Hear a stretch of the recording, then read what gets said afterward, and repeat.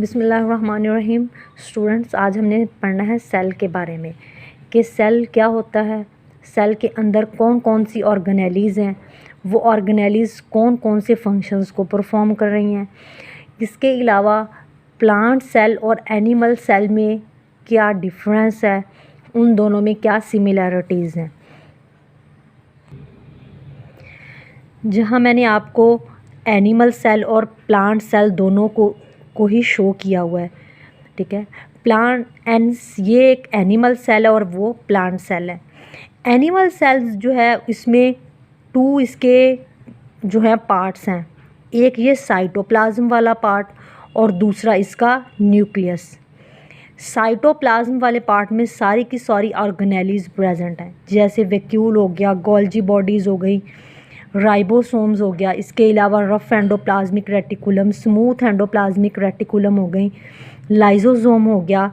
इसके अलावा इसमें माइटोकॉन्ड्रिया वगैरह, ये और सारी की सारी ऑर्गेनेलीज इस साइटोप्लाज्मिक जेली लाइक मटेरियल में प्रेजेंट होती हैं। इसके अलावा इसमें वाटर भी प्रेजेंट होता है। इसके अलावा इसमें gas molecules, dissolved gas molecules भी प्रेजेंट होते हैं। इसके बरक्स जो देखें प्लांट सेल है, इसमें एक लार्जर वैक्यूल प्रेजेंट है। लार्जर वैक्यूल प्रेजेंट होने की वजह से इसका जो न्यूक्लियस है वो सेंटर में नहीं रहा, बल्कि सेल की थोड़ी सी पेरिफेरी की तरफ मूव कर गया, उसके किनारों की तरफ मूव कर गया। इसके अलावा आप ये देखें सेल में जितनी भी ऑर्गेनेलीज़ हैं वो हर ऑर्गेनेली जो अपना स्पेसिफिक फंक्शंस जो है वो परफॉर्म करती हैं। सेल के बाहर जो है ये सारे के सारे मटेरियल को एक मेम्ब्रेन ने कवर किया होता है, जिसे हम सेल मेम्ब्रेन भी कहते हैं। इस सेल मेम्ब्रेन का जो इंटरेक्शंस होता है वो बाहर वाली इन्वायरमेंट के साथ होता है। बाहर वाली इन्वायरमेंट में अगर कोई भी फ्लक्चुएशंस आती हैं तो ये फ़ौरन जो है अंदर सेल को इन्फॉर्म करती है। अब जहाँ पे सबसे पहले जो है वो सेल का बेसिक इंट्रोडक्शन दिया हुआ है। Cell is a structural and functional unit of all living organism.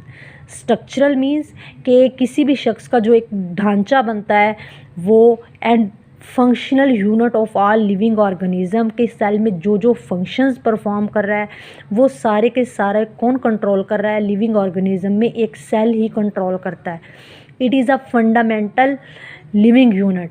Fundamental means बुनियादी जो है वो इनका लिविंग यूनिट्स, ह्यूमन बींग्स का लिविंग यूनिट्स है।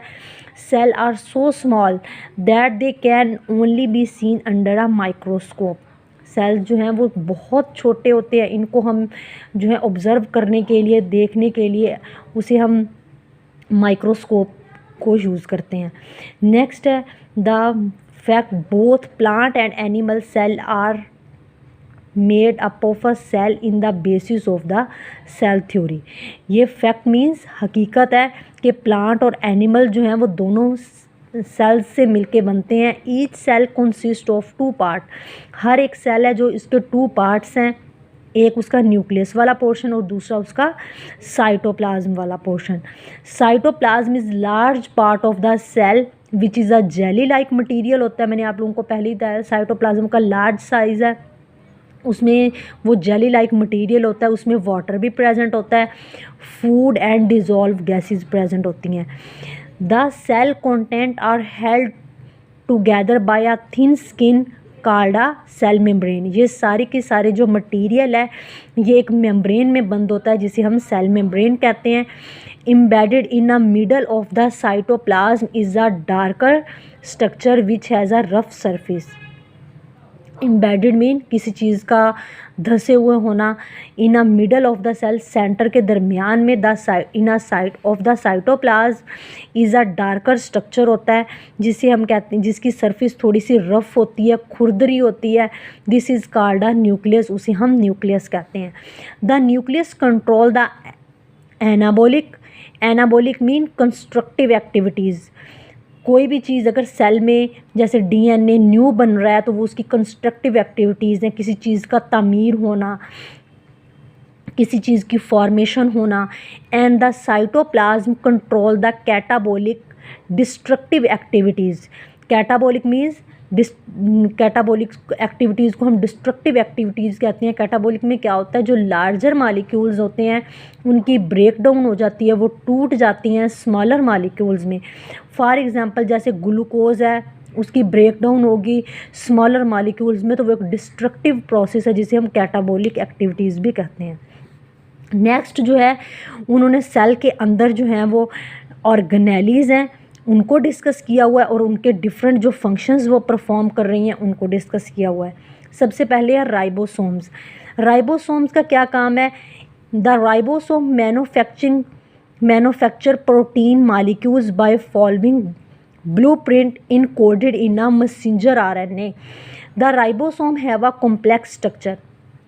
राइबोसोम का क्या काम है कि ये प्रोटीन की सिंथेसिस करती है। ब्लूप्रिंट्स मीन्स किसी चीज़ का नक्शा। आपको पता है कि डीएनए से सिंथेसिस होती है मैसेंजर आरएनए की। मैसेंजर आरएनए के ऊपर स्पेसिफिक कोडोन का सीक्वेंस होता है। उसी कोडोन के सीक्वेंस को जो है अमाइनो एसिड जो हैं वो फॉलो करते हैं।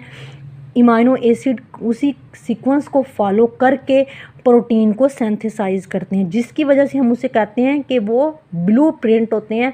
Blueprint encoded the messenger RNA. The ribosome have a complex structure. उन राइबोसोम का थोड़ा पेचीदा स्ट्रक्चर होता है, कॉम्प्लेक्स। नेक्स्ट है endoplasmic reticulum. Endoplasmic reticulum consist of complex of membrane that form a internal compartment। Internal compartment cell के अंदर छोटे छोटे खाने बने होते हैं, used in the synthesis and transport of various compound produce by the cell. उसके अंदर क्या होता है, डिफरेंट जो है कंपाउंड सिंथेसाइज भी होते हैं और उनकी डिफरेंट जो है वो जगह पर ट्रांसपोर्टेशन भी की जाती है। फॉर एग्जांपल सेल के अंदर लिपिड्स बन रहे होते हैं, प्रोटीन बन रही होती हैं, ग्लाइकोलिपिड्स, ग्लाइकोप्रोटीन्स वगैरह, वो वहाँ पे सिंथेसाइज भी होते हैं और डिफरेंट जगहों पर उनकी ट्रांसपोर्टेशन भी की जाती है। नेक्स्ट जो है वो है न्यूक्लियस। न्यूक्लियस क्या है, nucleus contain the heredity material. Heredity material क्या होता है, विरासती मादा।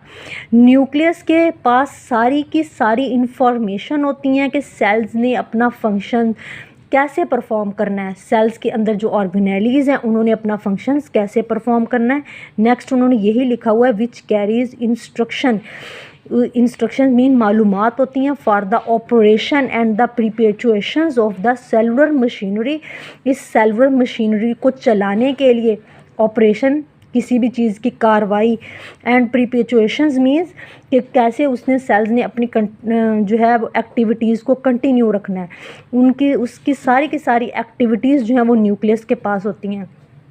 Complex molecular processes are involved in replicating the DNA. DNA की जो रेप्लिकेशन होती है उसमें जो है कॉम्प्लेक्स बहुत पेचीदा प्रोसेसेस इन्वॉल्व होते हैं। रेप्लिकेशन मीन डीएनए के एक मॉलिक्यूल से दूसरे मॉलिक्यूल का सिंथेसाइज होना। नेक्स्ट है nucleolus. Nucleolus is the factory for the partial manufacturing of the ribosome. Partial means जो कंप्लीट ना हो, अनकम्प्लीट जो राइबोसोम्स होते हैं वो उस न्यूक्लियोलस में अरेंज्ड होते हैं।